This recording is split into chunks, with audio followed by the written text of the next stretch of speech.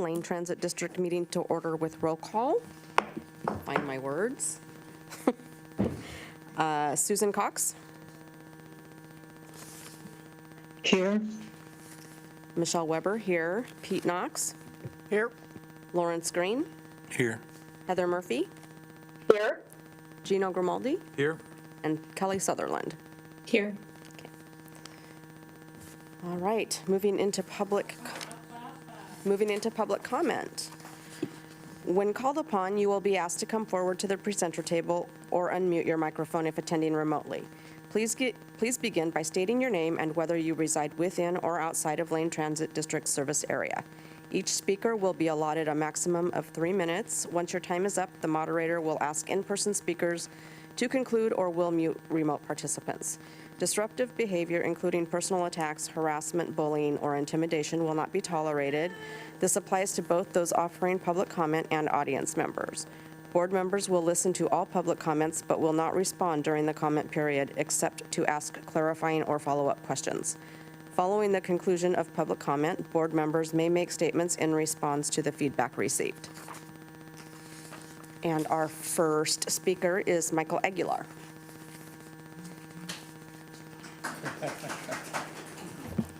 Hello, board. Thank you for having me. My name is Mike Aguilar. I rival Jameson in having the best job in the whole world. I bet he would think his job is the best, but I'm the executive director of Circle of Friends. We're a nonprofit that supports youth with disabilities in our community, and I'm so excited that 4 of our youth are with us tonight, and I think at least one is going to offer some comments as well. We're here today because the STIF Advisory Committee unanimously approved funding for Circle of Friends to receive 5310 funds for a school bus for our program. Currently, and today is an example, with 4 kids, we wouldn't be able to fit, we wouldn't have been able to come all together on one ride because most buses usually only have 2 tie downs. And currently we reside, our program is in Cottage Grove, and the route from Cottage Grove to the Eugene area is rather infrequent. So we're here to ask for your approval of the STIF Advisory's request to help us acquire that bus so we can get our kids safely around the Lane Transit District. Oh, I apologize, Michelle. I am a resident of Springfield, so that's where I reside within the boundaries. In addition to transporting our current kids, we hope to reach more youth with disabilities in even more rural parts of Lane County by taking the bus to create pop-up events to support families who don't have access to the services that Circle of Friends provides. So thank you so much. I appreciate it, and I welcome any questions if at any point you do have them. But again, my name is Mike Aguilar, best job in the world, executive director of Circle of Friends, and I get to work with these amazing kids every single day. Thank you, Michael. Next speaker, Ethan Jones. Ethan.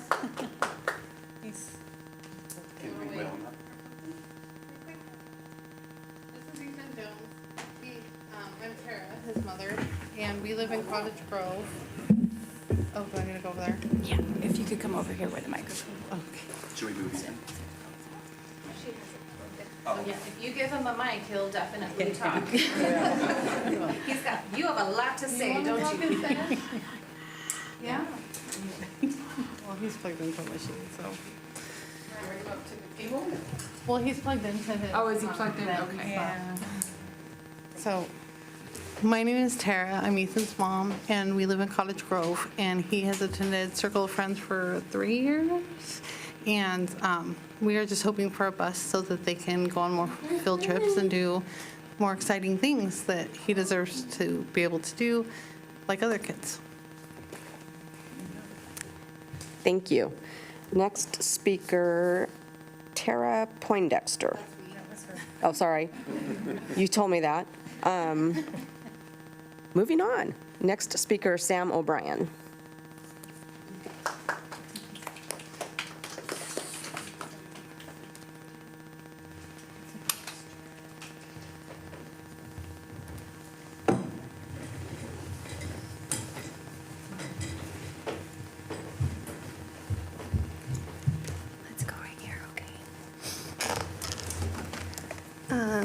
Oh, no, thank you. My name is Sam, and I'm Steven's mom, and he attends Circle of Friends. We are programs within the Lane Transit District area, and he has been at Circle of Friends for about 3 years, and the programming support that they offer our family is unmatched. The amount of detail and care to these kids and making you feel like you have a community who cares about your child who doesn't always fit into a box in any other area has been a blessing to our family. I am, encouraged about the funding that is up for proposal, and I would love for that to be granted for Circle of Friends because it would allow my son and, other youth in the programming area who are oftentimes excluded due to not being able to ride public transportation or, be able to go with their friends on outings. There's been times in the past, in even our school district, that it was asked if Stephen could just not bring his wheelchair because there wasn't enough seats for as many wheelchair students as they needed to transport.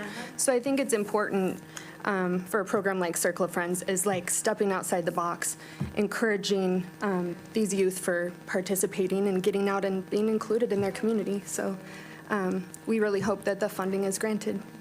Thank you. Thank you.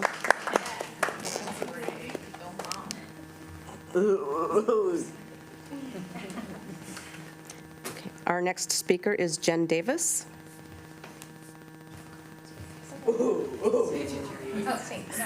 Oh, you want me to go to this one? There you go. Okay. There you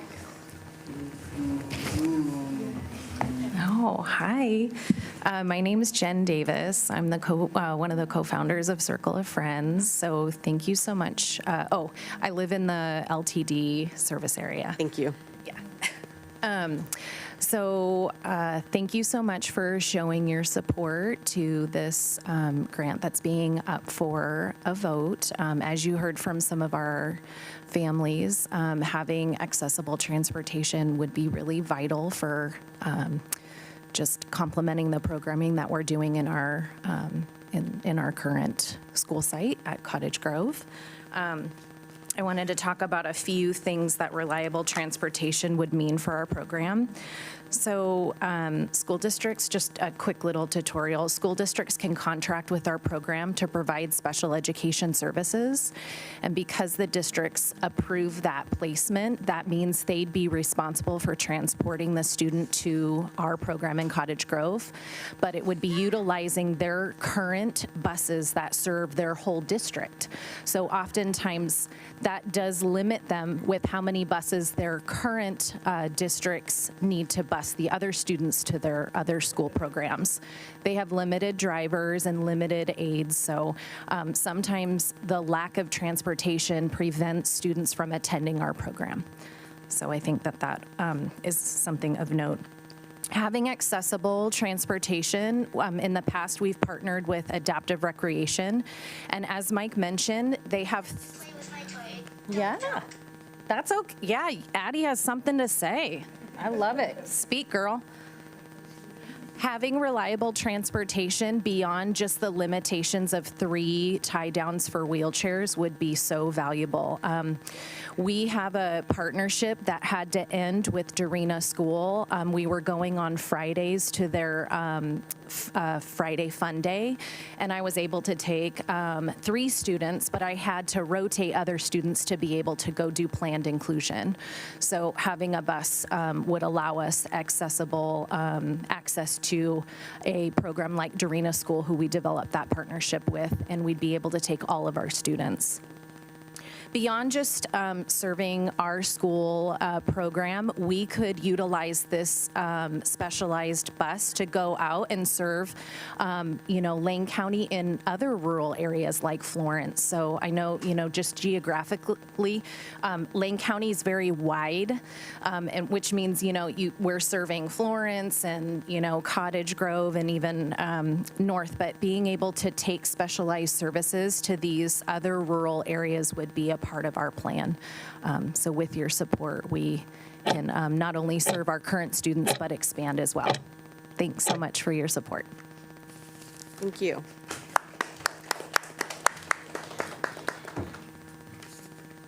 Our next speaker, and if I get this wrong, I apologize. I'm not sure if this is an A or a U. Kayla or Kaylu Vance.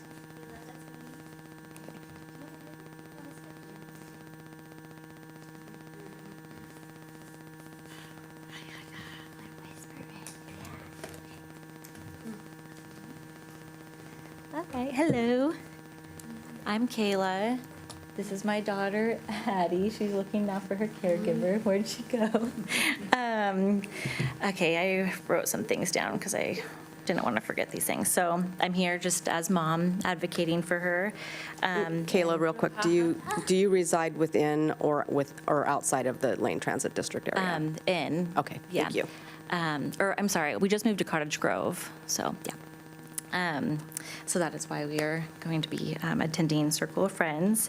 For Addie, she's level 3 autistic, has significant sensory mobility challenges, which is newer in our life. We are losing mobility and we're trying to understand why that's happening. But she used to love riding the school bus, and she was trying to say Pete the cat to everybody. Yeah. And those rides were some of her favorite part of the day. But as those mobility needs increased and she entered the high school age, the public school environment was really overwhelming and hard for her to navigate successfully, so we ultimately missed out on an entire year of school while we were trying to find placement. And so we ended up going to Bridgeway, which was really great, but at that cost, we lost the ability to go on field trips and being out in the community, and so it became very isolating. But now we're going to go to Circle of Friends because they've expanded to age 21, so that's really exciting for us because it's not going to go 40 minutes every day to school. With that, just being able to see her lose the interest to be out in the community and to be around peers was really challenging for us. I know that Circle of Friends is going to be helping her educational needs and social and developmental needs because she's already connecting with these kids so great. But however, with the accessible transportations, students like Addie miss out on those opportunities to be a part of the community. So a bus that has, a ramp and place for transport chairs for the providing safe opportunities for us will be really meaningful to have life skill experiences and community inclusion because Addie, just like all these other kids, deserve to have a chance to explore and learn and experience alongside other peers. And this bus would not only benefit her, but all these other kiddos just like her. So just asking to support sponsoring this bus because it would be life-changing and bring back a light and happiness for a lot of these kids. And yeah, thank you for your time. Thank you. Okay, our next speaker is Robin Taylor.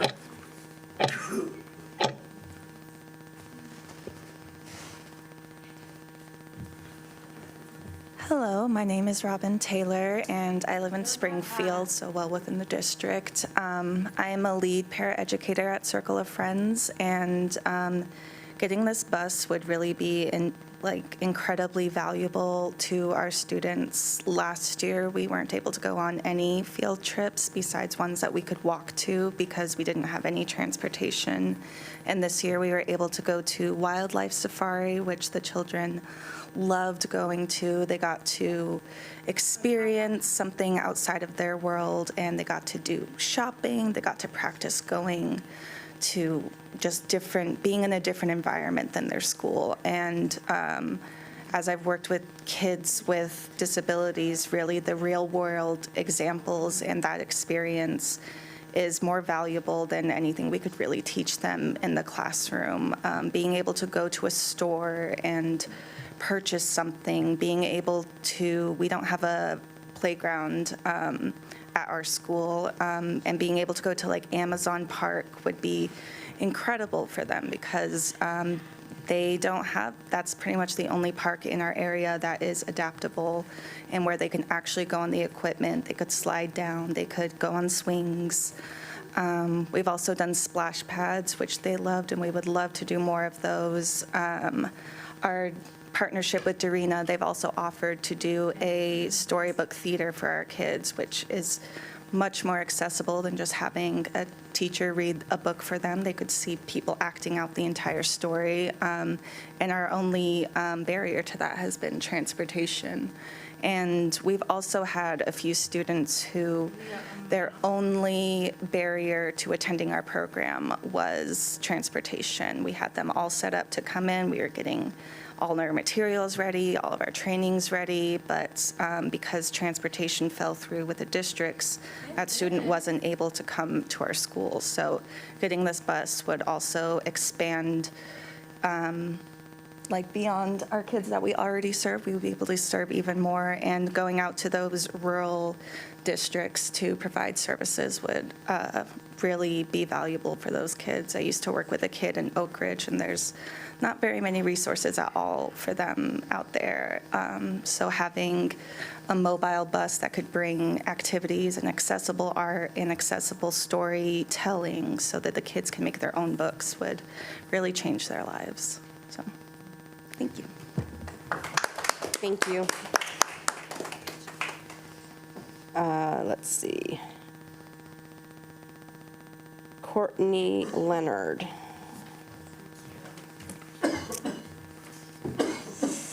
Hi, good evening. My name's Courtney Leonard, and I do reside in the Lane Transit District region.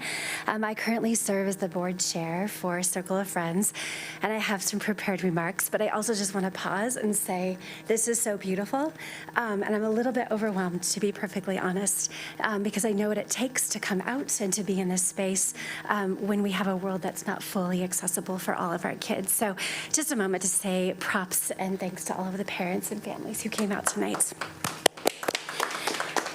As you can see, these amazing students, they communicate in really unique and important ways. And we want to express our really sincere gratitude for the endorsement of this advisory committee who voted to unanimously support the Circle of Friends with the potential of purchasing the bus. We recognize this not only as an investment in our schools' infrastructure, but also an investment in access and inclusion and community participation for some of our most vulnerable students along the I-5 corridor. And so for our school community, this is a truly transformative opportunity, and I really can't underscore that enough. I'm the step-parent of a daughter with really unique abilities. She uses a wheelchair, and I know firsthand that transportation is never as simple as just getting in a car and going. Every outing as a family that we take requires incredibly careful planning and equipment inventory, transfer considerations, site coordination, and really careful attention to her physical and medical needs. And we have to anticipate those challenges really far in advance. And so for many families like ours, transportation becomes the factor that determines whether participation in school and community enrichment is possible at all. We know that community sustains us, and meaningful growth and learning for students happens both inside the classroom and in our community at large. And it happens in parks, it happens in libraries and in grocery stores. It happens in volunteer sites and community events and workplaces. And these are places where our students can develop skills, where they begin to understand their role in a broader world, build relationships, and practice communication. And for students with significant disabilities, access to these experiences, as you've heard tonight, are entirely dependent on whether transportation is available very often. An accessible school bus would change this equation for our students. It would reduce the daily logistical burdens for our families who are already managing complex medical, physical, and educational needs. It would improve consistency for attendance and participation, and probably most importantly, it would expand what's possible beyond our school building and increase the visibility and access. So on behalf of our students and families, thank you for your consideration, and we're honored to be in this work with you, and we look forward to future partnerships. Thank you.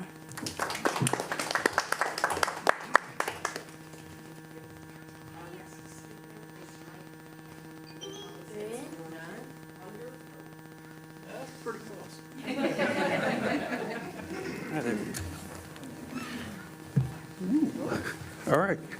Hi, I'm Mike Funderburk II. I'm an operator here at Lane Transit District, an instructor, but I'm here today as the Union Executive Board Officer. So first, I'd like to thank the negotiating teams and bargaining teams on both sides for this new contract that we've got proposed. They both came to the table ready to work, put in the hours to what we think is a good and fair contract. I've been in my role here for about 11 months. Been employed here for just under 15 years. My friends and family all work here. So, let's see here. Really hate public speaking. It's great. But no, both sides came right to the table ready to work. We got a contract that we got proposed in early, on time, not going months past, to what we think is fair for both sides. And so we really hope you, as a board, see it that way as well. I noticed here, since I've been here in this position, the communication between management and union has really improved. They're making great strides to build a good relationship. And I got to say, Jameson, Mike Hirsch, they've done a great job of building a relationship. So that's kind of all I got for the day. All right, thank you. Thank you. All right, our final speaker is Brennan Smith.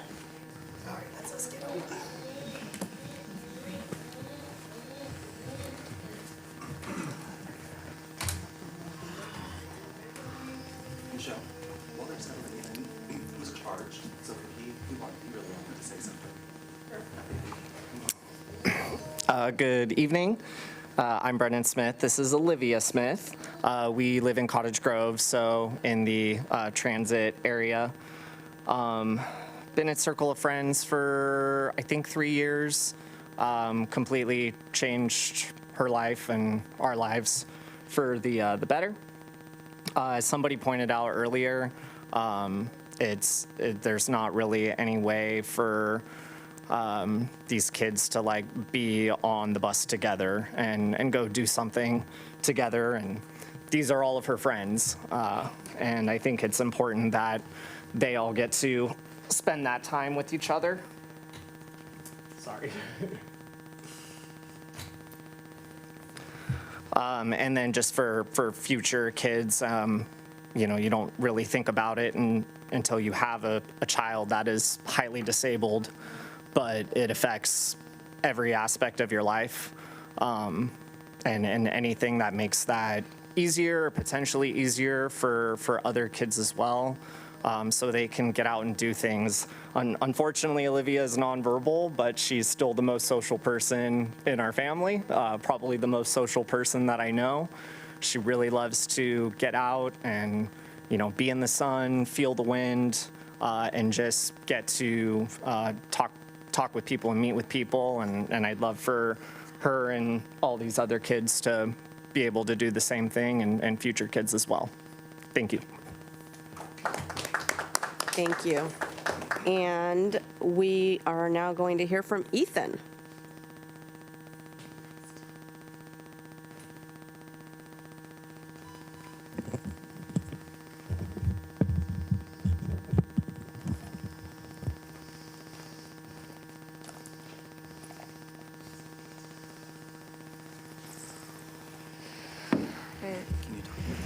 Hi, I'm Ethan, and I want a new one.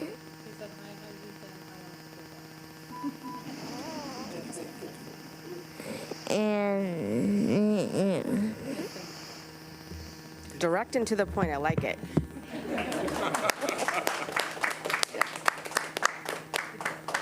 Okay, any board member responds or comment?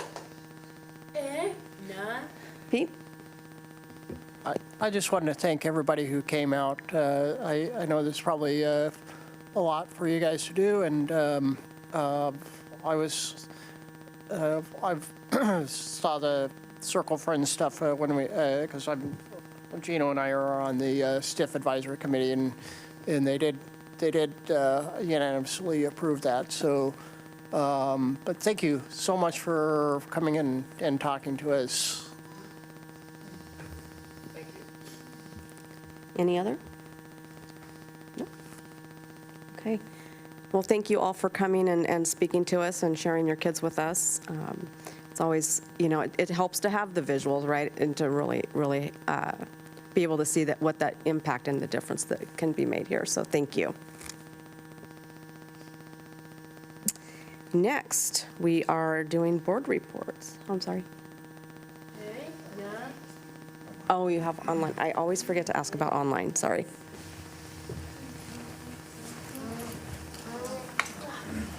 Thank you so much. My name is John Gangle. I am a recording secretary with ATU 757. I was elected by the membership as one of their representatives. And I'm sorry my video feed doesn't seem to be working. I wanted to give a huge shout out to both sides of the bargaining team. This current contract, as we proposed, is going to go a long way to improve every aspect of our service. Both sides came to the table with a lot of trust and a lot of respect and a strong desire to heal old wounds and old injuries. And I think that this contract succeeds on that. So on behalf of the membership, I am going to ask for the board of directors to vote to ratify this contract. It goes a long way to support the workers, the district, and the community at large. I also want to give a huge shout out to how quick we came to this contract. The excellent leadership of the LTD management team has allowed us to bargain on time. In the past, there's been times where we get distracted by bargaining, and that takes away from the time better served to the community. To the board of directors, to Jameson Otten, to Mike Hirsch, thank you so much from the bottom of my heart for putting our community needs first. That's what this contract means to me, and that's what this new level of cooperation means to me. Thank you so much. Thank you, John. Are there any more hands online? Okay, thank you. Now we will move into board reports. Lane Council of Governments, Pete? Thanks. They haven't had a meeting in a couple months. We'll be having a meeting next Thursday, and I think the only thing really important on the agenda as far as we're concerned is that we'll be probably passing the next fiscal year's budget. Okay. Do you want to take Metropolitan Policy Committee too? Might as well, as long as we're on a roll here. The MPC met earlier this month, and really the big thing that is relevant, the MPC voted to approve a letter of support for two of the STIF proposals that are going to be considered amongst the many that we have later this evening. And Lane Act, Jameson, do you want to take that one? Yeah, I do. So we don't have a report this month. There was a meeting. We were unable to attend, but we'll put the minutes or a summary of the minutes in the next report. Okay, perfect. Strategic Planning Committee, Gino, do you want to take that one? I was unable to attend, so I cannot.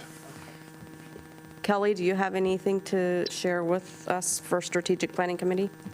I was also not in attendance for that meeting. Okay. And the Bylaws Committee, I'll take that one, Pete, and give you a break. We recently met and recommend the changes to the bylaws that we will be seeing in the packet later on. So with that, we've concluded board reports, and Jameson, the CEO report is next. Thank you, Madam Vice President. Michael was right. I may have the second best job in the area. You're not going to hear anything from me that tops what you just heard in public comment from any of the speakers. But we do get to one of my favorite parts of the night. I'd like to invite Josh Schmidt up to the podium along with Casey, who is our Employee of the Month.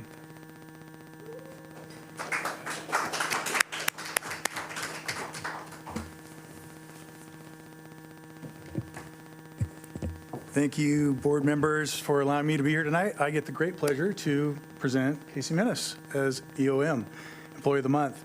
She was recognized by a fellow employee, and this employee says that they wanted to recognize Casey for her outstanding contribution over the past couple of months. She has continued to be an incredible asset to the operations team and has stepped up to take on additional work and responsibilities due to the open position. Not only does she consistently complete everything asked of her, but she does so with a positive attitude and a high level of professionalism. Casey treats everyone with the utmost respect, even in a fast-paced environment where operations is constantly busy, and she's pulled in multiple directions, and I can attest to this. I've had the privilege to work with her on the HASIS project, and this is her fellow employee, and truly hope that LTD recognizes the value she brings to the team. And I can attest to that. And before we go forward, I'm Josh Schmidt. I'm the Interim Director of Operations and Public Safety. I do think this is a great pleasure to present Casey Minnis as the Employee of the Month. She has done a fabulous job in the 2 years, 9 months, and 11 days that she's been here. Not that anybody's counting.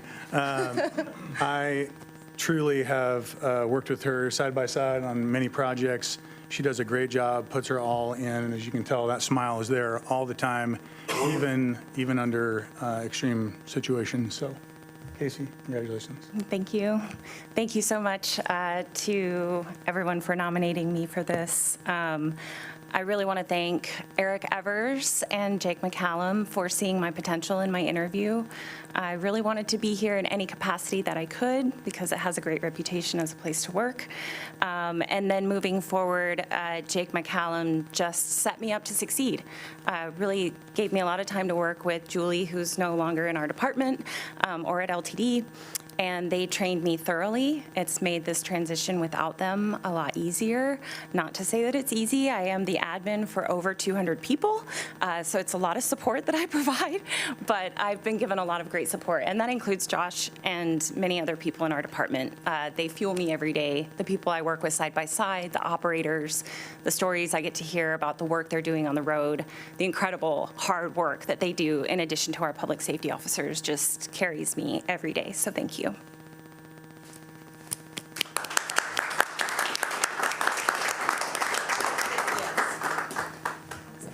Poster with the smile that we're seeing right here. It matches the poster. A pin. Thank you. A letter of recognition and some spending money. Thank you. And a plaque. Thank you very much. Congratulations. Thank you. Yep.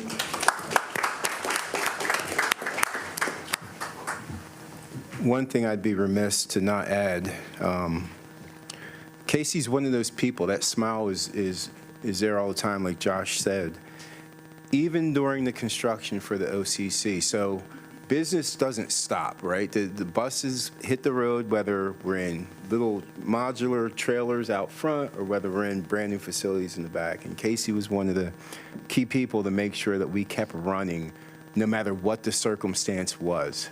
So I want to point that out and thank you. Thank you for that, well deserved. All right, going into the monthly operations performance update, just a few things I'll keep brief. Fixed route ridership is up about 4% over the rolling 12 months. We are still going to hold pat on making a correlation between fuel prices and recent ridership. We want to make sure the numbers are all in there in the summer months are reflected as well. But we do see a trend with more people on fixed route service. Our MX ridership, other direction, that's down about 8%. Recall that we started doing more fare checks along MX. In April, we did over 5,000 of those. So we're trying to really get to a baseline of what the ridership actually looks like. So you'll recall 2 meetings ago, we had a report on that, and we found that the ridership was going down, but the fare recovery was actually going up. So not necessarily bad news, it just may be the real news on what's actually happened with real ridership on MX. Absenteeism, we've been tracking that for some time. For the rolling 12 months, that's down about 2%. So that's good. That's our unanticipated operator absenteeism, which impacts how we deliver service. And finally, mobility services are up about 2% trip volume over the past rolling 12 months. So I'll take any questions on the operating report. Yeah. Okay, I'll go right into the department reports. I do want to speak to the LTD employee handbook, which is under consent. Big document, revised since 2023. So changes that get it in line with Oregon statutes and laws. Paid leave Oregon wasn't in the previous document. It's in this document, but not very big, no substantive changes. We're going to bring that to you each year. So each year as part of the budget process, because this is policy for the organization, we're going to bring that to you, and as policies change, we'll certainly outline what those changes are. But we want to get into the rhythm of having that handbook approved by the board. Under the marketing area, the American Bus Benchmarking Group, we're a member of that organization, completed a rider survey in May. The goal was to get at least 500 responses. We got over 900. This will provide information on rider satisfaction and also safety perception. We hear a lot about safety on transit. We capture the real numbers. The perception is real as well, so we'll be able to get insight on what that perception is. We should have that information with the comparables this fall. We'll have the raw data sometime this month, but the actual comparators with the benchmarking will be ready by the fall. The battery electric buses that we are transferring to LA, we are waiting on the Federal Transit Administration region in Los Angeles to approve. You all have voted to approve. LA Metro's board, our Region 10 of FTA has approved it. So we're just waiting for LA. Folks from LA have made a site visit to come collect some information on the vehicle. So all indications are it's a go. It's just a little timing thing with Los Angeles. And then finally, if Mike Hirsch were here, he would talk about how hard it is to hire fleet diesel mechanics. So we're making some grounds in that area. We recently attended LCC's annual Trades Expo, which is opportunity to table with potential students and potential employees down the road to get LTD in their mindset as a career option when they're ready. We're also going to be meeting with LCC leadership to talk about how we can further tighten our relationship to try to create a pipeline for diesel mechanics. So we'll keep you filled in as those conversations progress, but early on in those. So with that, I'll pause for department reports. Any questions you may have there? Okay. Any questions on the delegated authority monthly report? Okay. And I'll invite Dave up to speak to the SBC biannual report.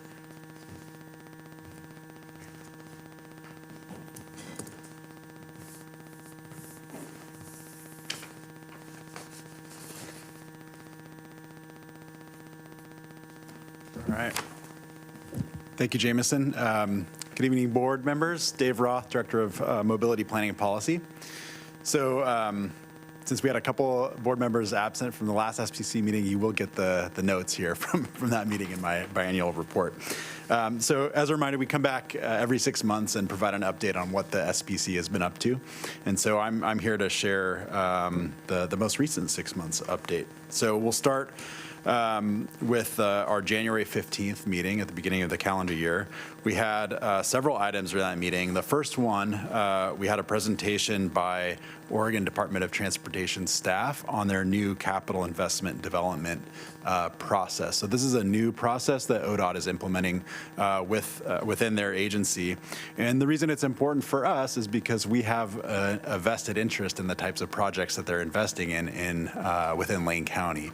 So we do have have a couple of projects that we worked to advocate for within the region to get onto their draft CIP list. And those are projects like the Beltline River Road interchange area, something we have an interest in to see buses speeded up through that area, as well as a potential future Division Avenue bridge over the Lime River, which could open up the opportunity to provide a new route going across east-west across the river up there.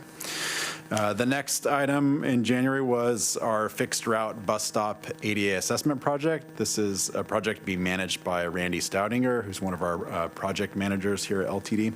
And I think some of you were at that meeting, so you probably heard we're basically looking at all of our bus stops across the system, well over 1,000 bus stops, to understand the condition they're in and whether or not they meet ADA accessibility requirements. And so you're going to hear much more about that project in the coming months. We'll have that project in front of the board to give you a sense of the scale of the issue and how we'll tackle that over time.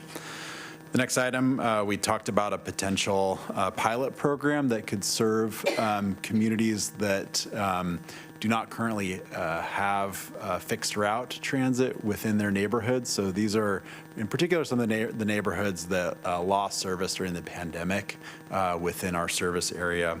And we talked about that as a potential pilot. And the last item in January was our audible announcements pilot on our vehicles. So this is kind of maybe a little bit of a low visibility project, but it's a high impact project and more work than we anticipated, but we have a great team working on it. And basically what it means is that we determined that we needed to go above and beyond the basic accessibility requirements for our audible stop announcements on our vehicles. And instead of just doing major stops and stations, we're now piloting on some key routes all stops. So that if you have a visibility impairment or maybe you're just not paying attention to the signs, the reader boards inside, you can actually hear the announcements now on every stop. And so that's a nice customer satisfaction piece there. So that was January. Our next meeting was in March. We had another item on the fixed route ADA assessment.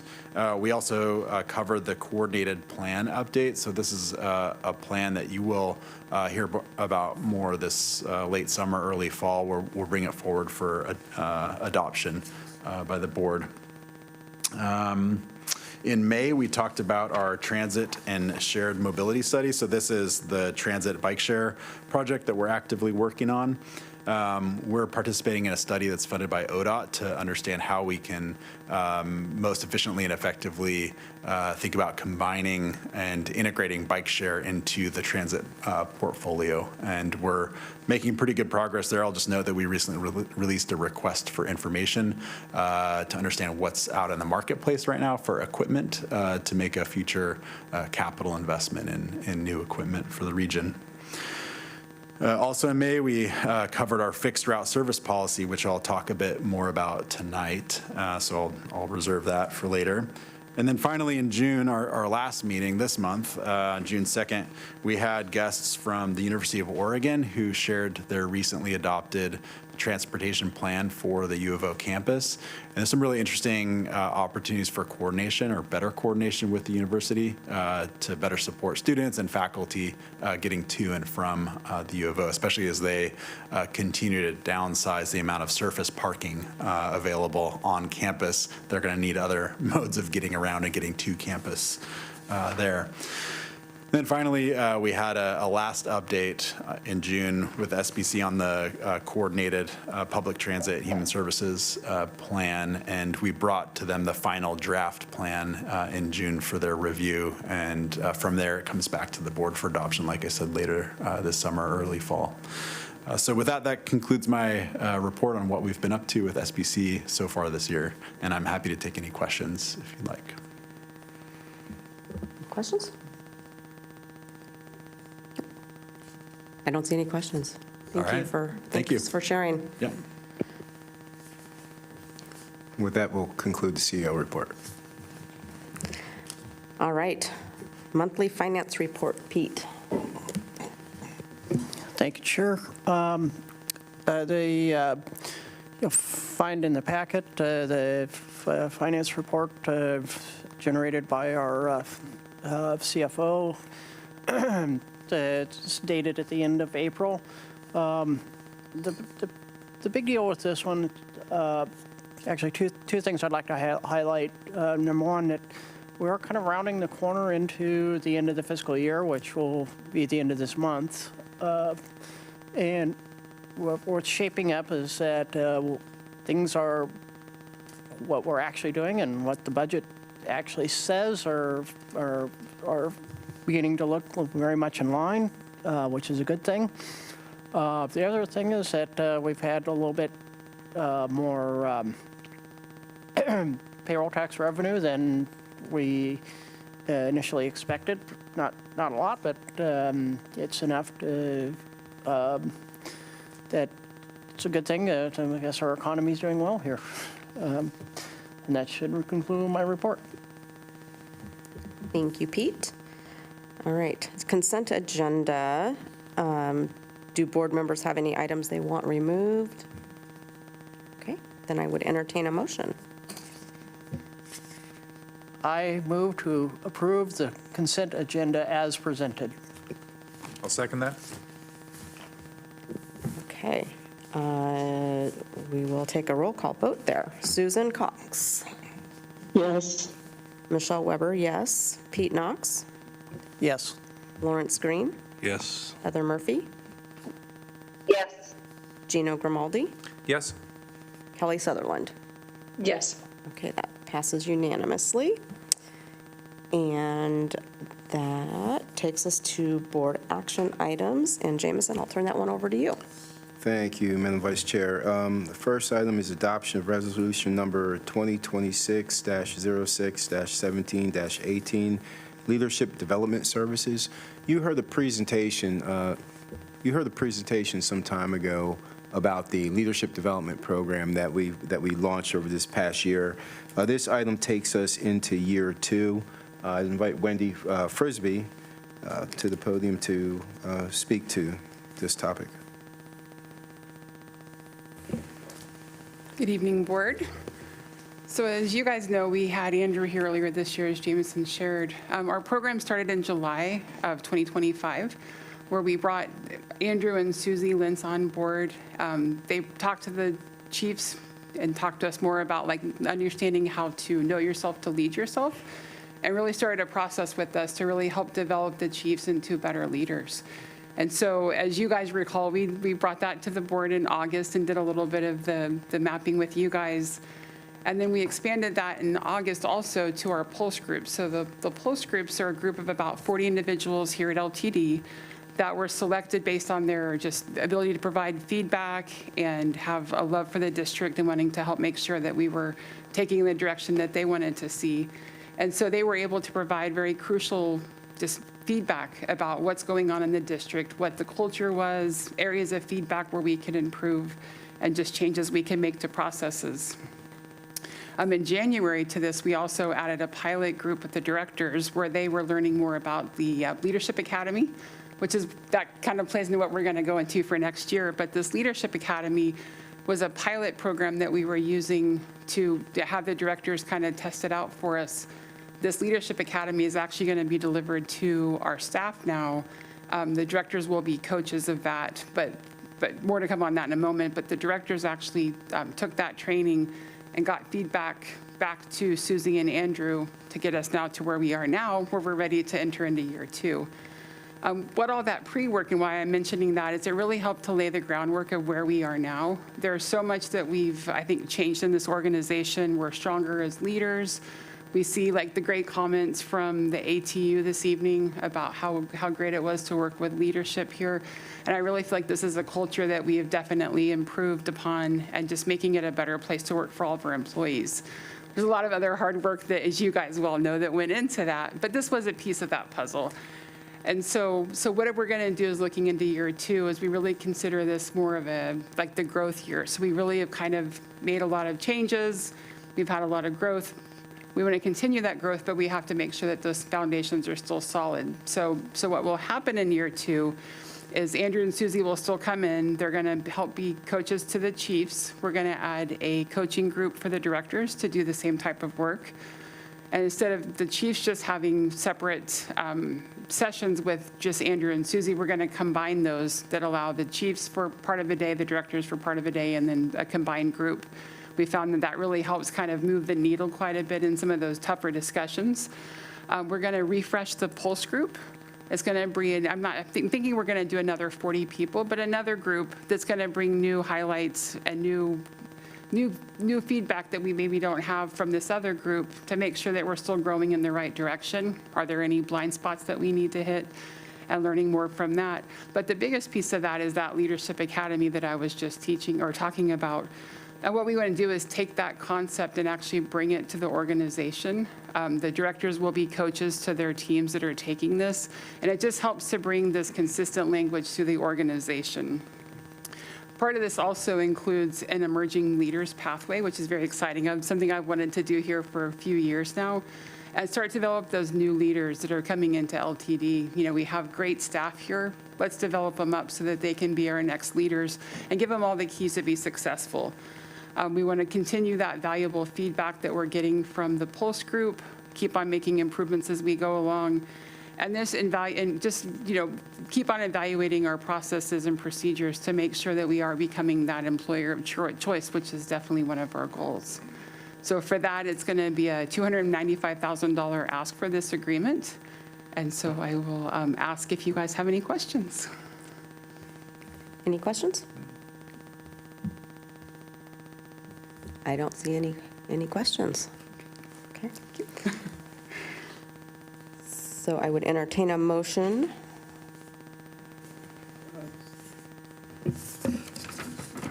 I move to adopt resolution number 2026-06-17-18, the leadership development services.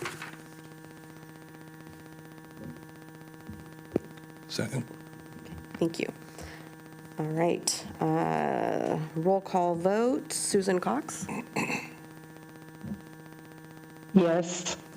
Michelle Weber, yes. Pete Knox? Yes. Lawrence Green? Yes. Heather Murphy? Aye. Gino Grimaldi? Yes. Kelly Sutherland? Yes. Okay, that passes unanimously. Thank you.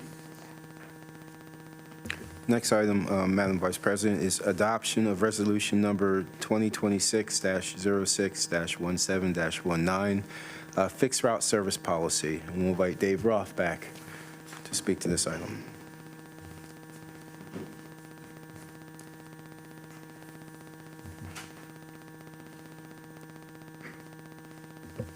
All right. Good evening again. Dave Roth, Director of Planning.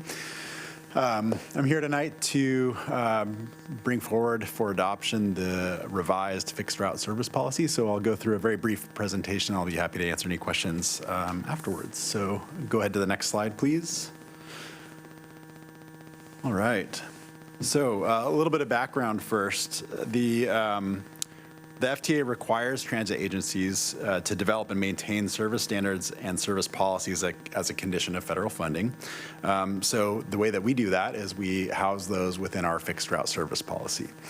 Our service policy was last revised and adopted back in 2022, and it establishes the standards and criteria used to design, evaluate, and adjust fixed route transit service. It does not look at other services like paratransit or on-demand services purely for fixed route service. You'll see on the screen there an image. This image is taken from the actual updated policy, and I just wanted to make mention of the connection between the service policy and some of the outcome areas that we talk a lot about here at LTD in terms of how our services support these bigger community outcomes. So in terms of healthcare, workforce, housing, and education, this is a tool that makes sure that we are looking at our service and optimizing our service so that we do see these positive outcomes within our communities. The components itself within the policy include our service overview, service design standards, so that's thinking about coverage versus ridership, trying to use straight lines as much as we can with service when we can. We can't always do that because of the street grid. It includes performance standards and metrics that we use when we're evaluating our service evaluation procedures, our Title VI policy, policy maintenance procedure, and then some appendices and a glossary of terms. Next slide, please. So in terms of the process itself, got some notes I'm going to read here. So during the summer of 2025, we engaged with a consultant. It was Nelson Nygaard, who also helped us complete our system review back in 2023. They were brought on to provide technical assistance and updating the policy. The project team, and I should just acknowledge that Heather Lindsay, one of our senior service planners who's not here tonight, she's on vacation in Las Vegas. She was the project manager for this project, so I just want to make sure that she's acknowledged for her work on this. The project team engaged closely with our staff across different functions as well throughout the organization and solicited feedback with the SPC. So as I mentioned before, we had visited the SPC along this update process 2 times during the process to get their feedback. And in terms of the update itself, an adoption process, so Nelson Nygaard facilitated 2 work sessions with LTD staff. So it was really important for us to make sure that we were engaging staff across the organization on doing this project so that we were working on good information and weren't missing anything along the way. Those workshops were held in July and October of 2025. And we worked through some draft revisions incorporating that feedback. Draft recommendations were presented to SPC at its November 2025 meeting, and then feedback from that briefing was incorporated into the policy. The final policy was presented to SPC in May of this year for discussion and feedback. Members of the SPC provided positive feedback on the final policy. So in terms of the process, just some more detail here. We integrated new and updated policies. We measured against peer agencies. You can see some of the documents that are kind of hard to read, but we looked at some other peers, TriMet, Chariots, Fort Collins, and then Utah Transit, somewhere in Utah, sorry.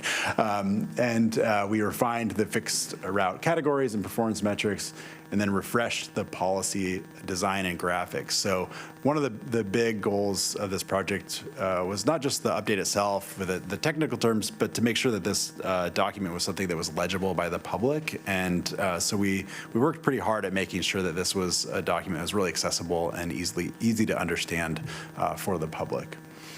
Next slide. So in terms of the key policy updates themselves, we simplified route types. So previously we had different route categories across the system, and we had 6 of those, but one of those former categories was a single route in itself. It was the 79X. So it didn't make a lot of sense to have that just isolated as a single category. So we migrated that into the college routes because it is really a college type route.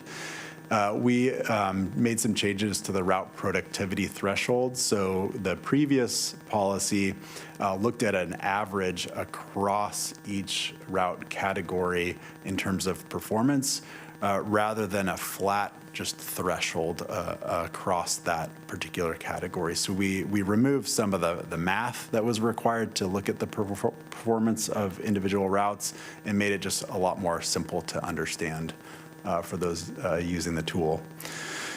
We included a new performance monitoring framework and recommended mitigation measures. So you'll see in this table here, we assigned by a productivity threshold, and that productivity threshold is average weekday riders per revenue hour by route type. And so we have these categories in terms of exceeding that productivity threshold, standard, meeting the standard, there's the monitor threshold, and then an unsatisfactory threshold.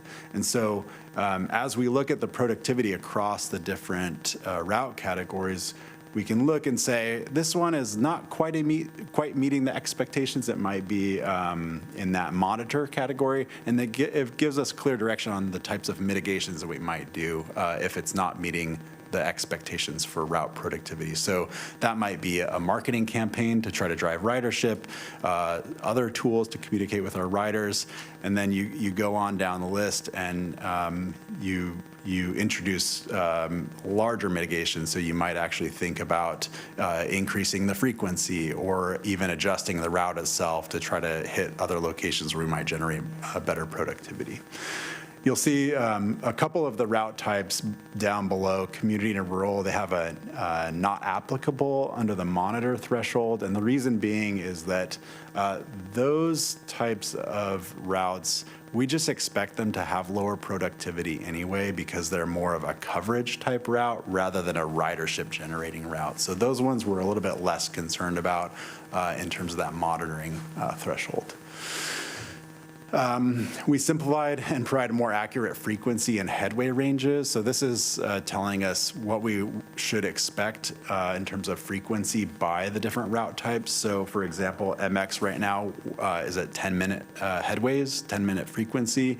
And then we have different frequencies as you go down the line. And the ridership type routes will have higher frequency. As you get down the line to community and rural, they're going to have a lower frequency because they're a larger coverage area, dispersed geography, and we're just not able to put that level of service out. And we just updated the table inside the document so it was accurate to our current system. We included new bus stop spacing recommendations. So one of the balancing acts that we do is we balance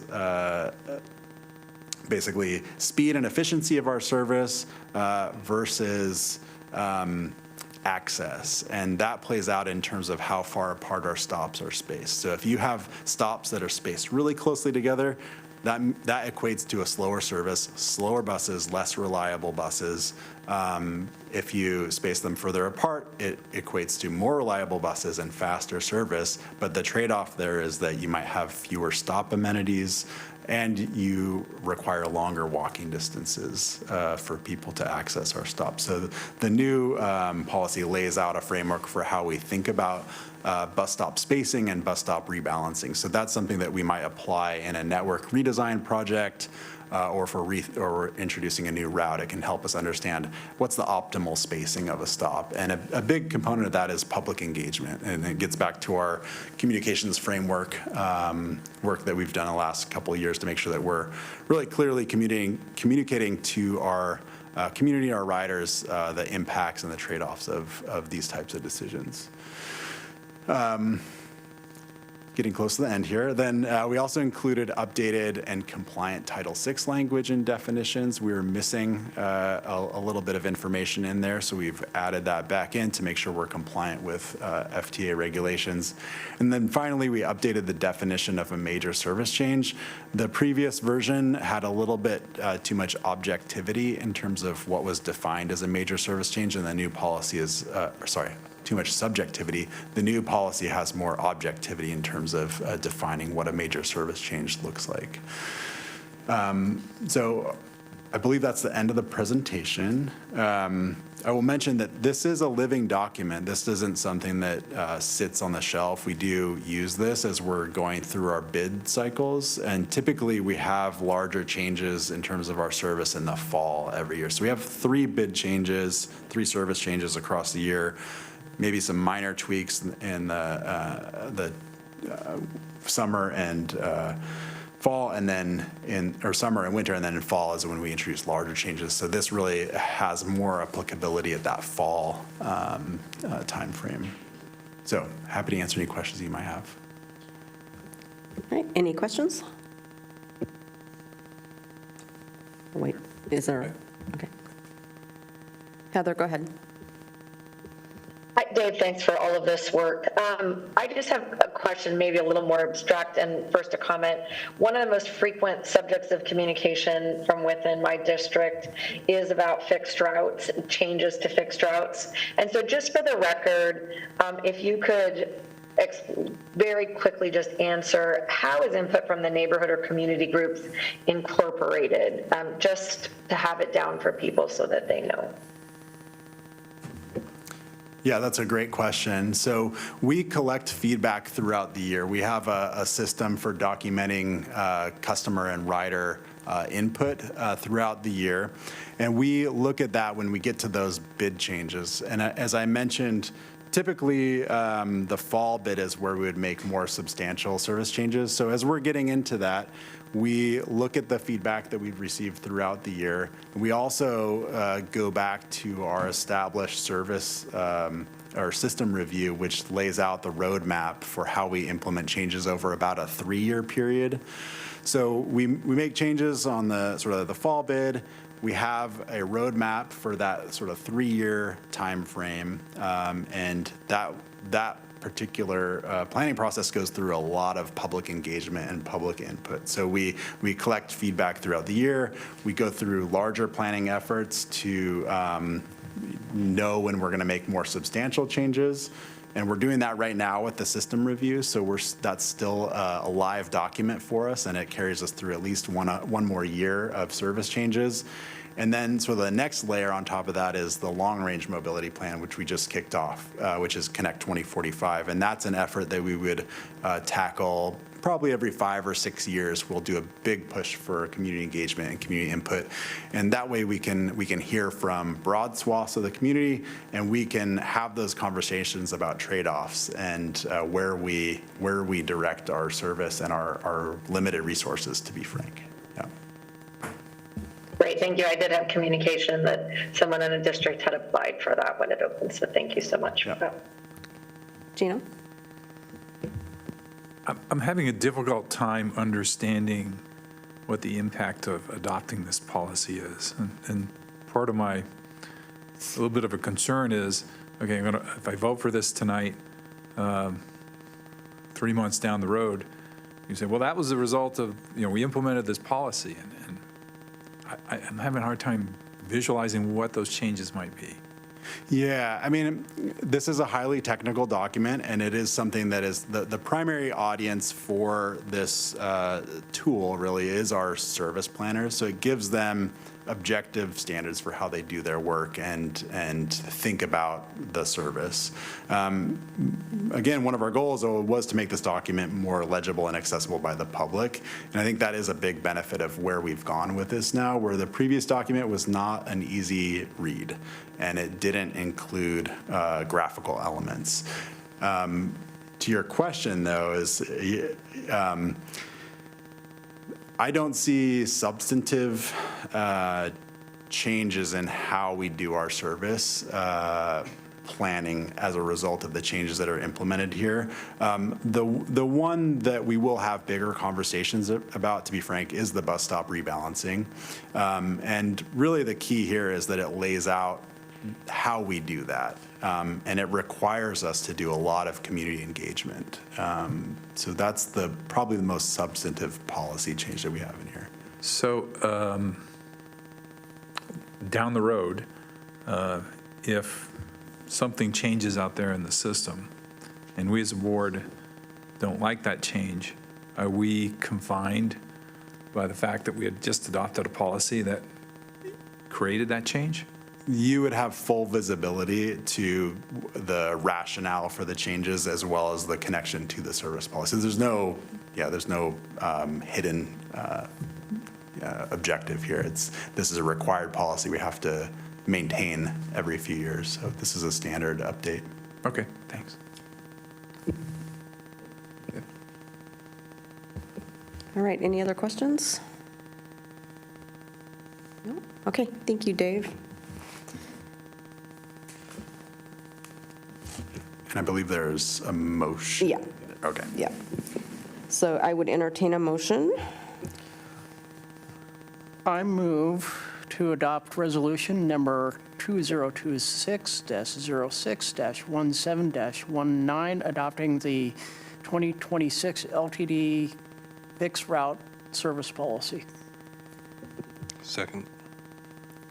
Okay, let's go to the vote. Susan? Yes. Michelle, yes. Pete? Yes. Lawrence? Yes. Heather? Right. Gino? Yes. And Kelly? Yes. Okay, that passes unanimously.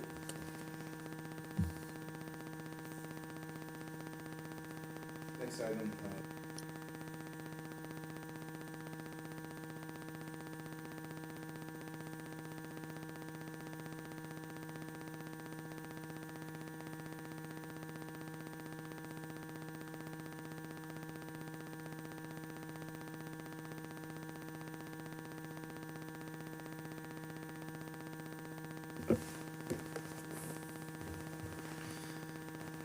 Thank you, CEO Otten. Thank you, members of the board. I'm John Allen, here to talk about stiff discretionary applications. First, just briefly, let me mention what these are not. So you're, I'm sure, familiar with stiff formula funds and our stiff plan. These are separate from that, which will come to the board later this year. So this is stiff discretionary, and I'll talk a little bit about what that means. These are also not 5310 funded applications, so we will get to that a little bit later tonight. For example, you had heard from many members of the public regarding Circle of Friends. That'll be part of the 5310 portion, which will come later this evening. So this is going to focus on stiff discretionary funds.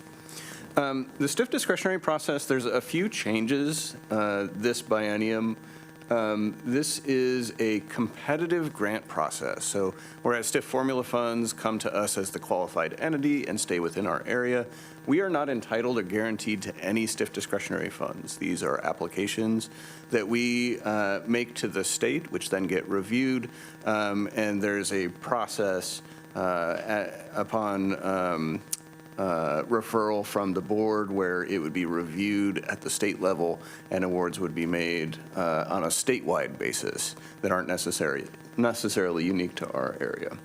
It was a very ambitious timeline this year. So we had, you can see that it was split into several different application processes, but we had roughly a month to get our initial application materials together, which in the world of grants is incredibly ambitious. So a lot of hard work involved from members of the committee, the board, and staff to be able to present these materials for you today. So I also wanted to just note, if you don't mind, next slide. These will be for approximately $25 million worth of funds statewide that we will be competing for. Split between several different discretionary programs. So the STIF Advisory Committee is a committee of the board that reviewed prospective applications that are part of the recommendations that'll be before you today. First, just some brief special thanks. So we had board members Knox and Grimaldi serve on the STIF Advisory Committee. It is an intense amount of work, and as I noted, on an ambitious timeline. So the board already works incredibly hard. We see that both in our meetings and in the 184-page packet that's before us tonight. Similarly sized materials on a very quick timeline as part of the STIF Advisory Committee. Just my personal thanks to all the work that went involved in being able to make that happen. Also, just thanks both to Norma and Brianna for staff support, for dedication throughout those meetings, to staff member Kathleen Flynn, whose involvement and oversight over the STIF process was essential to making this happen, and excellent facilitation. And we also had members of the STIF Advisory Committee, Dave Reeser, Josh Kaczynski, and Carrie Turner, who have taken on leadership roles at different points throughout the process to help ensure that those meetings have culminated in the work that we've got before you today. So we also had many other members of the STIF Advisory Committee who have been involved. There's 13 members or seats present on that committee. An incredible amount of work. So thanks to everyone, everyone's involvement. Next slide, please. Following board recommendations today, any discretionary applications would then go to the state for review following a grant evaluation process that we've got on our screen, essentially assessing what the public benefit is of these programs. So I want to make sure that essentially it helps improve transportation in our area. This would involve review of PTAC, a committee at the ODOT level, and then finally culminating in a review of the OTC, Oregon Transportation Commission. So a fairly lengthy review process. These would be for grant funds that would begin July 1st of 2027, so fairly forward-looking. That neatly dovetails with the expiration of current funds. So we're already have some programs that happen to be receiving stiff discretionary funds, and one of the qualifications for discretionary application is that it either needs to be for buses or facilities, bus facilities, or continue ongoing operations or pilot programs. So you'll see a lot of these are ongoing or pilot operations that were eligible. It's not just any program that would be able to apply for stiff discretionary funds. So next slide, please. The STIF Advisory Committee made, through an extensive review process, made recommendations. In your packet are the recommendations as they were recommended by the STIF Advisory Committee, but there have been some adjustments since that time that I'll just note. So what these programs would actually be funding include bike share through City of Eugene. You'll see on there that there is a wheelchair accessible taxi pilot program. That application has since been withdrawn from City of Eugene. That doesn't mean necessarily that the program wouldn't be operating, just that it wouldn't be using stiff discretionary funds to support it. The Link Lane Eugene Florence route, operated through LCOG, an additional bus to support the Link Lane services, the Link Lane Florence Yachats route, the Diamond Express that connects Eugene and Oak Ridge. The next slide, if you don't mind. LTD's Rural Shuttle Pilot, which looks to provide service currently in Oregon 36, Mohawk Valley, and South Lane. The Downtown Circulator, you may know that as the #1 loop service. A replacement vehicle for the Diamond Express. A replacement vehicle for the Downtown Circular, AKA the #1. A fixed route replacement vehicle. And then electric vehicle charging project that U of O has proposed. That would be for the Portland, Eugene, Cascades route, providing electric vehicle charging for that route.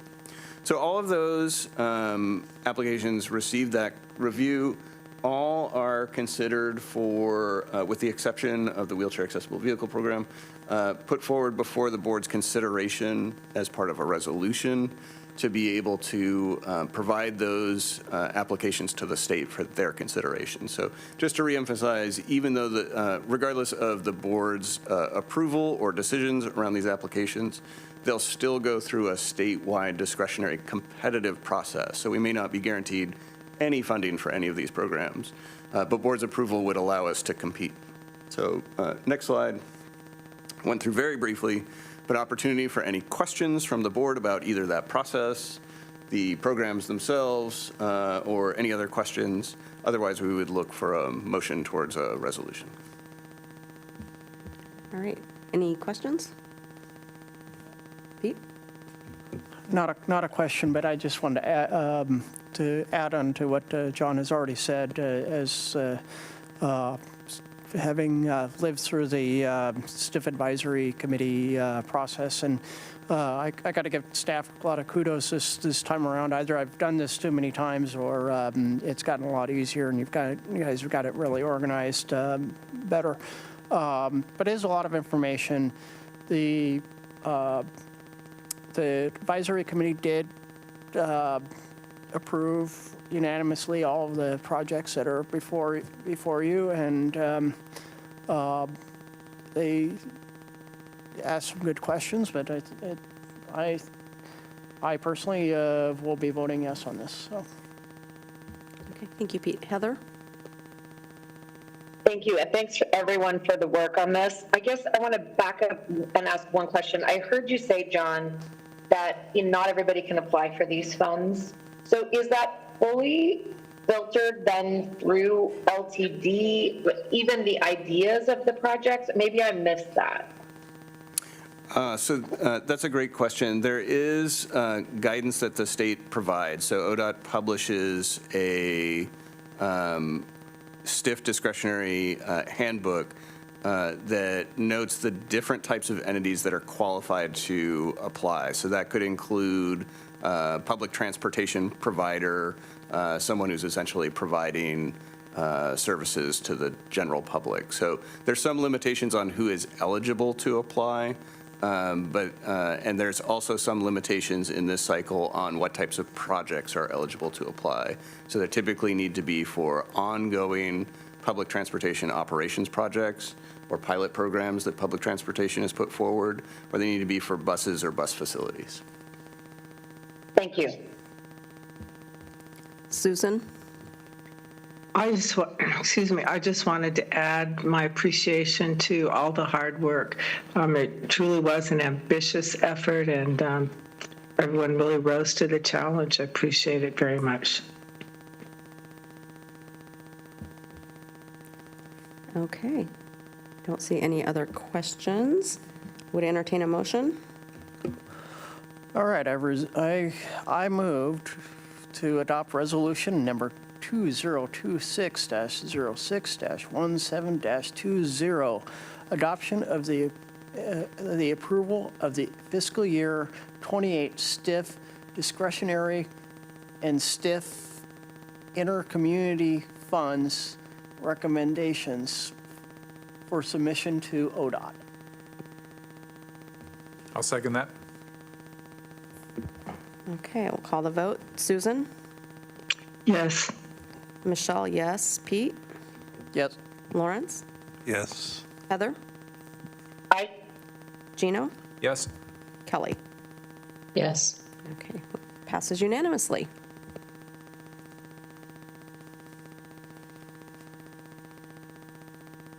Next item, President, adoption of resolution number 2026-06-17-21, federal fiscal year 28-29, section 310. Thank you so much. Okay, so now I'm going to be speaking to the use of Section 5310 funds. It is a very similar process. So same involvement by same individuals, same STIF advisory committee, generally same timeline, so very ambitious timeline. That's fairly new to us this biennium, so I don't want to understate just how much work it takes to be able to put something like this together within that type of timeline. It's also, the overall grant timeline is a little bit different than in prior bienniums, where 5310 funds will now match the federal fiscal year as opposed to LTD's fiscal year and ODOT's fiscal year, which is a slight change. I also wanted to note there are some differences in how these funds are used, who is eligible to apply, and the overall process. So let me just start by noting, feel free, next slide, thanks. This is a smaller amount of funds, but it is designated or allocated for our area. So as part of LTD's district here. So these are funds that are designated to benefit older adults and people with disabilities. And let me start by saying all LTD programs benefit older adults and people with disabilities. We do not have inaccessible programs at LTD. However, programs that receive 5310 funds are often specifically designated especially for programs that may solely or primarily benefit older adults and people with disabilities. So that's the lens in which we were going through this process. It also included a formula grant technical workshop that LTD hosted, which could bring any nonprofits, eligible applicants in our area, other entities that were interested in new or different or innovative programs in our area to be able to participate, and note that these funds were eligible for application.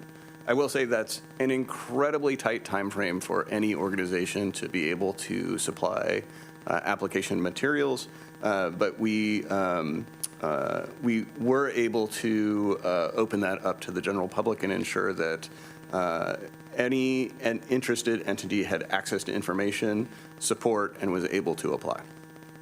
That involved applications both to LTD and to ODOT, which were then combined into materials that the STIF Advisory Committee reviewed for your consideration tonight.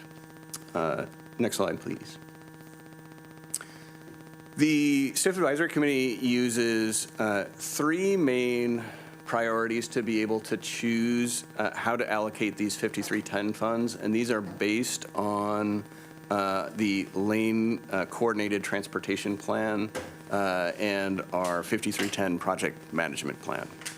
That also happens to be currently under review. The coordinated plan is getting updates, as it does and should periodically, and so that's working its way through our community to make sure that it has wide opportunity for feedback and updates. That will no doubt come before the board at a later date. At this point in time, we continue to use our existing coordinated plan, which establishes 3 main priorities for allocations of funds, with the highest and top priority being keep doing what you're doing. If you have funds to be able to maintain existing services, try to be able to maintain and not remove any existing transit service. And then if additional funds are made available, consider the expansion of existing programs. Can you serve more people, more places? And then if additional funds or resources are available, consider being able to fund either new priorities, new programs, or other services. So that was the overall framework or guidelines that the STIF Advisory Committee had to review application materials. Next slide, if you don't mind.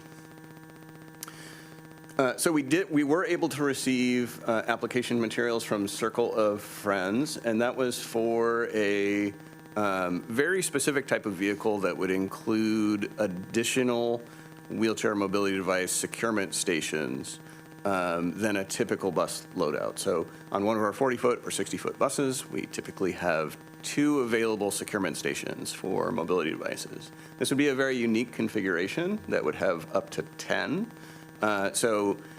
Very rare that we would have a use case for something like that within our industry, but particularly for a provider that would specifically be serving populations that use mobility devices.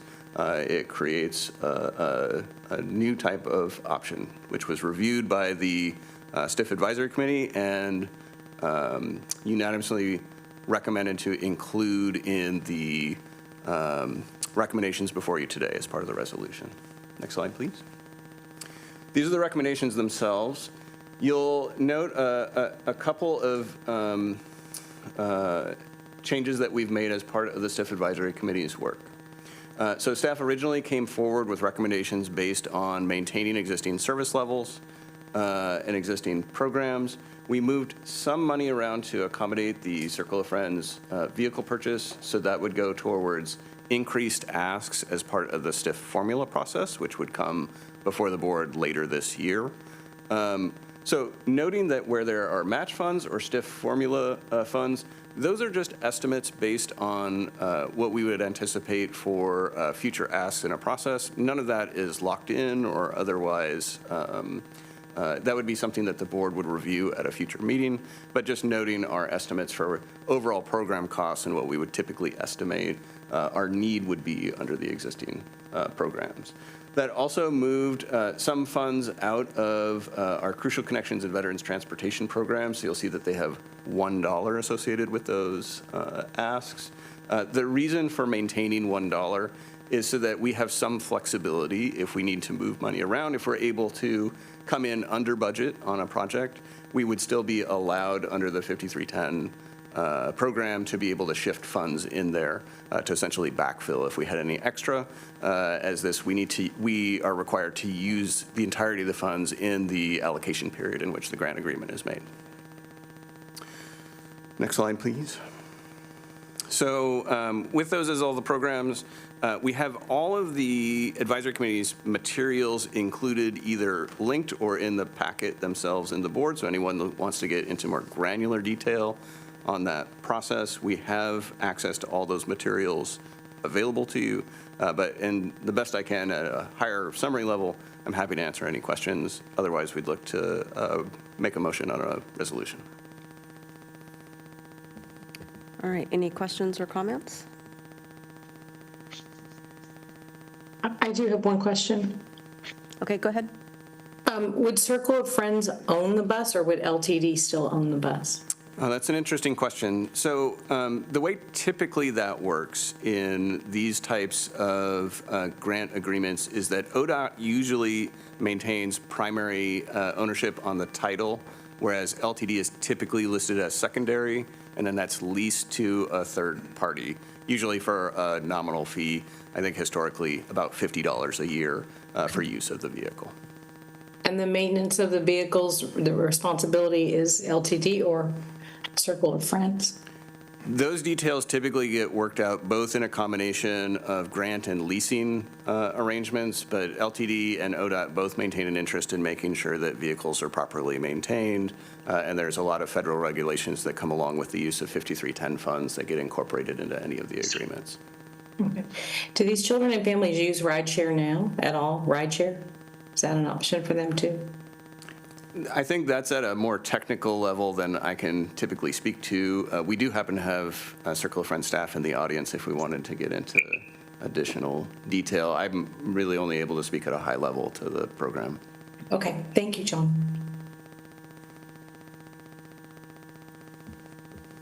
Okay, any other questions or comments? Okay, I would entertain a motion. All righty. I moved to adopt resolution number 2026-06-17-21, approving the federal fiscal year 28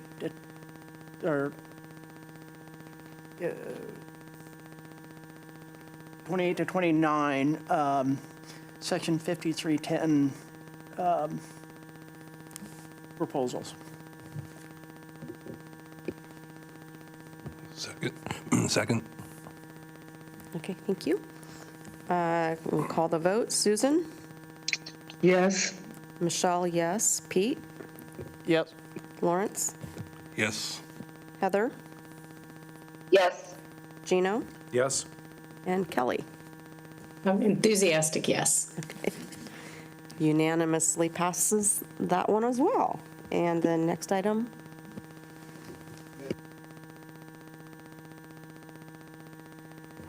Adoption of resolution number 2026-06-17-22, Regional Mesh Program Evaluation. That sounds mysterious, doesn't it? Mesh. We're going to invite Brandon Melton to speak to this item. It'll get familiar real quick. Thank you, Chief Otten and members of the board. So you'll recall, perhaps back in April, I came to the board to share an update on the Attain grant program. We received funding and I have an agreement in place now with FHWA to proceed with our $5.4 million grant, and which is matched with STIF at $1.2 million. So pretty substantial project. And just as a refresher, the three main components of that are developing a regional transit planning platform, a integration of our trip planner transit app and the data from that into that platform, and then using that system to help develop a mobility on demand pilot in the Bethel area. So those are the three major components. The Attain grant also stipulates that we do an evaluation of that process. So the co-creation process of us working with stakeholders and other community groups like LCOG, ODOT, the Bethel School District. And so they're seeing how we're going about making this program happen. And ultimately, they'll develop a toolkit and a roadmap that can be used as a template to replicate this project other places in the country. So getting that technology out that helps us to do better transit planning with regionally with other mobility providers in the county, all the mobility providers in the county. So as part of that, University of Oregon was identified in the grant application.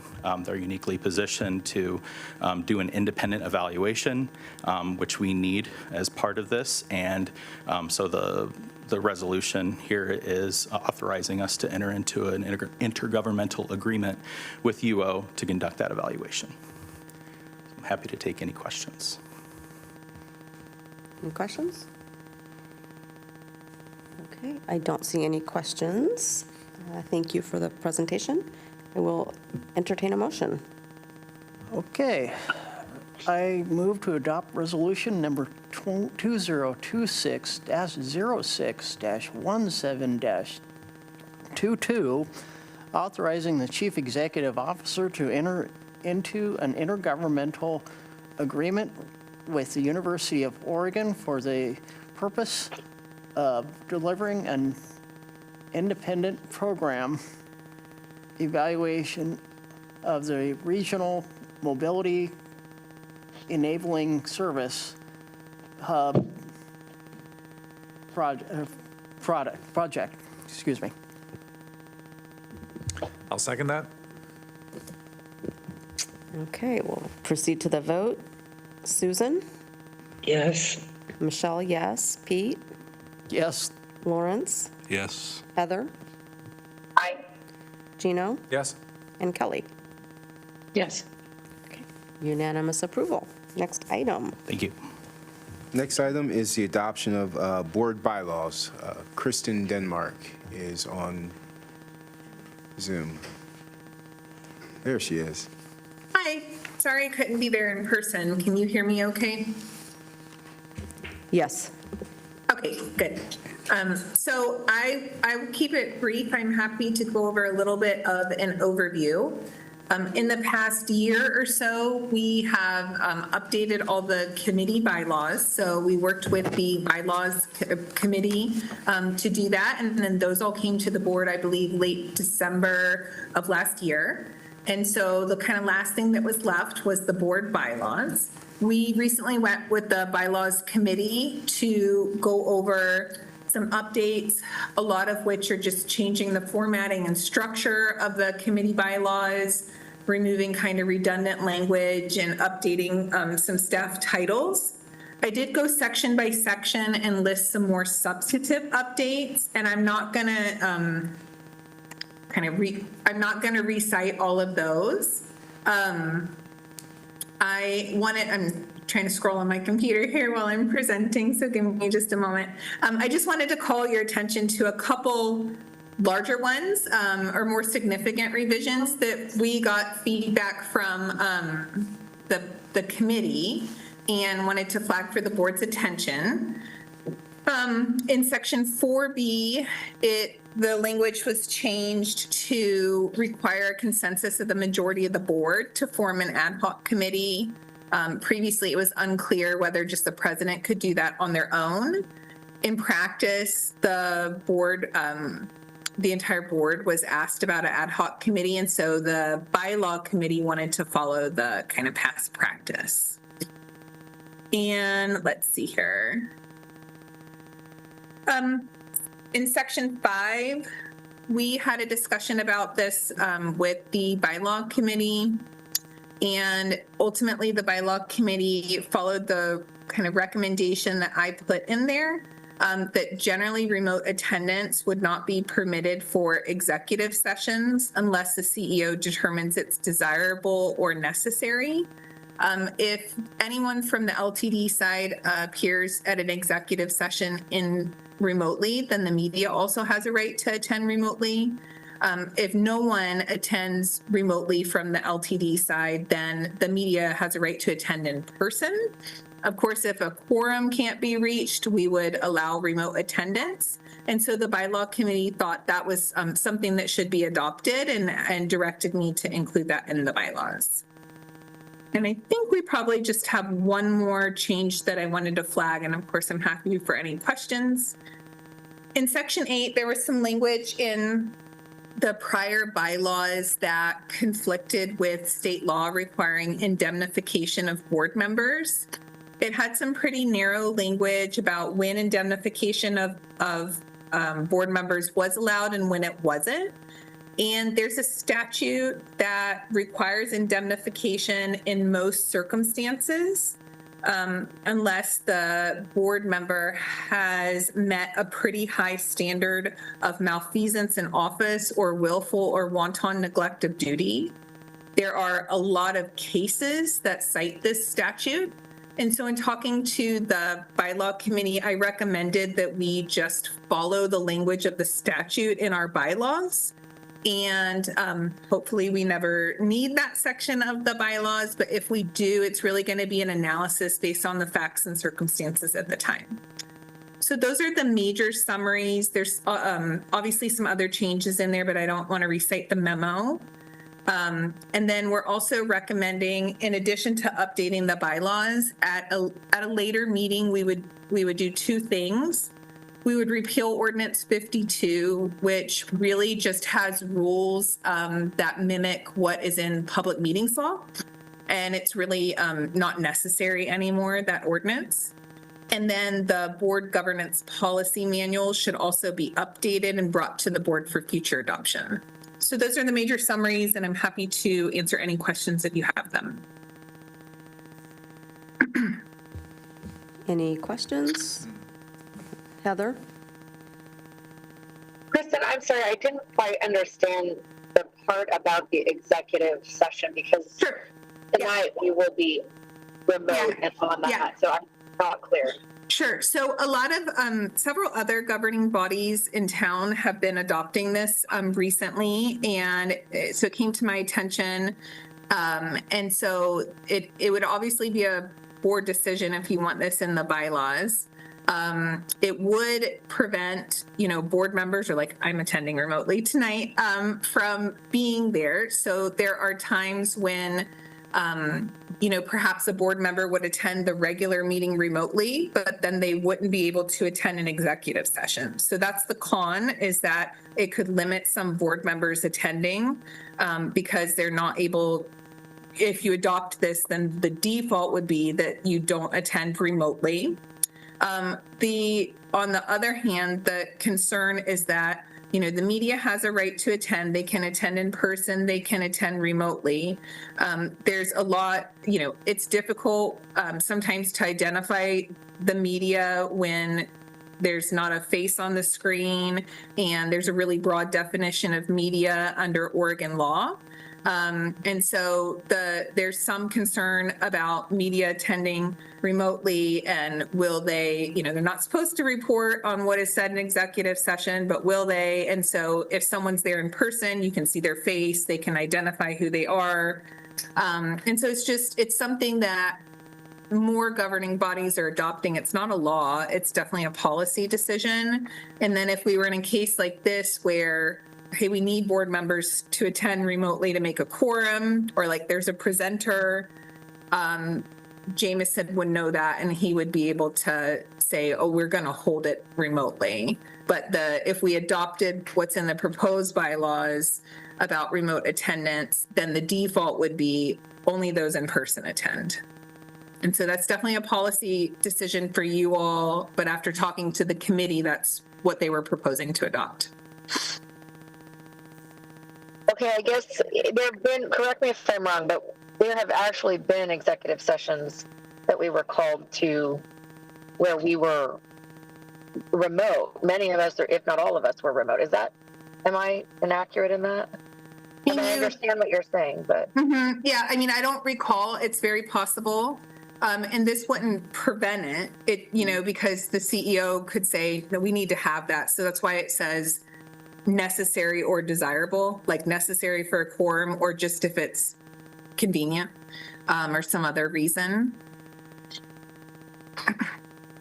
I'm sorry, I don't mean to belabor this, but legally speaking, in an executive session, should we have to visit something and it filters through the CEO, like aren't there some things that prevent, we would need to be present, and I am just seeing a possibility where if you call something suddenly, and some of us couldn't attend other than in person, but it has to go. I don't know. I'm a little shaky. Well, on this, and we had, and that, again, it's a policy decision. And so that's what I wanted to make sure that we brought it to you all for consideration. I'm pretty sure the city of Springfield has adopted this as a policy. And so that's one reason why I wanted to bring it to you. So, we cannot do it. Another consideration was to have the board president decide. But but I wasn't sure how dialed in the board president was to like what board members are attending remotely. If I'm attending remotely or another presenter, and so we know the CEO's probably more dialed into how people are attending. It's also something that, you know, if the majority didn't want in there, we could strike that section and not have it. It's one sentence that was added in. But I felt like it was pretty timely to bring to your consideration because other entities are making this, but you're hitting on, there's pros and cons to it. And you definitely give up something by having that as the default. I mean, I don't want to disrupt the entire process. I appreciate the work of the committee and I'm not on it. I hate to vote against it because of one little thing, but I definitely see some potential cons in this. So I'll just leave that there. Ellie, you have your hand up. Yeah. Yes. I see a benefit to it because I don't think there's so much of an issue with regard to media reporting, you know, even if they attend virtually, but we don't know who's in the room with people. Yeah. I mean, that's the problem. When you're having, you know, an executive session that's virtual, I could have my camera off, or I could be, you know, there could be 5 people in the room listening. And that to me is important that we address that. And as long as there's a solution for us to be able to gather immediately in the case of an emergency, it feels like, you know, that it makes sense. That's the pro for me. I hear what you're saying, Heather, and I understand it, but it feels like there's a reason why there would be other entities and why we would consider this. I mean, we just don't have any control when we're doing it virtually, and we just don't know who's there, really. Yeah, I agree. There are times I've wondered that too. Thank you. Gino? Looking at a worst-case scenario, Kristen, what would happen if something was going south with the CEO? And I don't anticipate that happening, but, you know, it can happen and has happened in other organizations. And the CEO is the person who can say, no, you're not going to do an executive session, and we need that executive session, and we need to do it quickly and remotely. Yeah, so that's a good question. So the CEO couldn't stop an executive session from happening, but they could say, no, we want to just do it remotely because that's the default. So the only decision for the CEO there is whether or not to change from the default of having it remotely. I mean, it would be very easy to substitute in board president to address that concern instead of CEO. That it's just, you know, my concern was not adding more work onto a volunteer role, and but to address that, we could put the board president there. I would Can there be 2 people there? Hang on, Kelly. I mean, we could do CEO or board president. Yeah, I was going to say, I think you could have that issue with any person you put in that role, right? I mean, you could potentially have that issue no matter who that person is. So if we say CEO or president, then, you know, if there is an issue on either side of that, we'd be dealing with that anyway. Kristen, wouldn't you as the council be involved with this anyway, so you could help guide the process? Not really. I mean, I'm often involved with like what basis to go into executive session.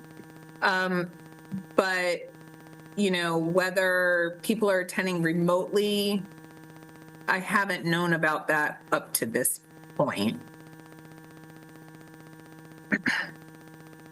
But I think the clerk always sends just to everyone who's going to be attending either remote or in person. Yeah, I think the board clerk probably gathers that information. Yeah. It didn't feel right to have the board clerk making the decision about being remote or not, you know, the whole executive session. Yeah. Yeah, but I think that goes to the board clerk, and then, you know, I'm often not, I don't know, I'm not aware of it. But I think if it's a kind of emergency that we're talking about, you would be. Yeah, if it's an emergency situation, it would be, because normally staff will check with me and say, what statute should we cite to go into executive session so that it's legally proper? And so in that circumstance, I'm aware that there is an executive session and for what basis it is typically. Yeah, thank you. I'm more concerned about the unknowns of who's in the room. I think that's a greater concern or liability than the other issues. I think the other issues could be worked out. Okay, any other questions or comments? Lawrence, go ahead. Is removing that sentence like an all or nothing proposition, or if we removed it, could we discuss it, I guess, more in depth and work through those pros and cons, and then if it's something we wanted added, put it back in, or in some form of it? So I think that it's a question for me, but it's a little hard to tell since I'm online. Yeah, it was for you, sorry. Sorry, yeah, it was for you. But yes, so I mean, you all could say, hey, we just want to pull, I believe it's one sentence that was added. And so you could adopt the bylaws as amended by pulling that sentence. Or if you want to amend it to have CEO and board president, you could adopt them in that way. And so then you could otherwise adopt the document and we could focus on this very narrow issue if you all want to move it forward but have more time. So that any of those options would be fine.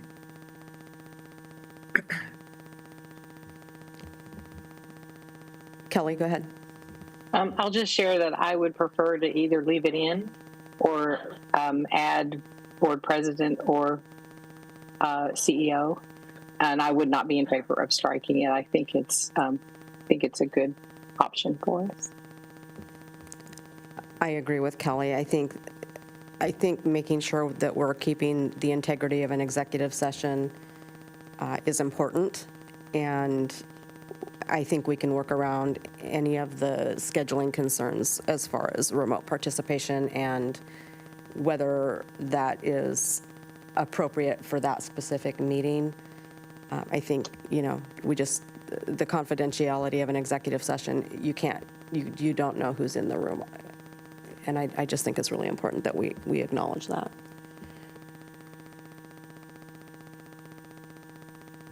Anyone else? Okay. I agree. Okay, so I think that means we want to move forward with a motion that adopts the bylaws as presented. I move to adopt the bylaws as presented. I'll second that. Okay, Susan? Yes. Michelle, yes. Pete? Yes. Lawrence? Yes. Heather? Aye. Gino? Yes. Kelly? Yes. Okay. That is the last action item. And Pete, I want to give you a gold star for working through all those motions. I'm glad it wasn't me this time. Yes, we will have one after executive session. Thank you, Gina, for, you're not off the hook yet, Pete. Okay. Okay, so the next item, we will be moving into executive session. Blake, do I read these instructions now or just, okay. The Lane Transit District Board of Directors will now enter into executive session pursuant to ORS 192.6602E, allowing the board to conduct deliberations with persons designated by the governing body to carry on real property transactions, and ORS 192.6602D, allowing the board to conduct deliberations with persons designated by the governing body to carry on labor negotiations. Today, we will have two separate executive sessions. The first session pertains to real property. The second session pertains to the labor negotiations. Following the executive sessions, the board will return to regular session. Designated staff and representatives of the news media may remain in the room. All other members of the public are asked to leave at this time. Before we begin, I'd like to remind any media present that reporting on the content of our discussions during this executive session is prohibited, except to note the general subject as previously stated. No decisions or votes may take place during executive session. Once we conclude, we will return to regular session.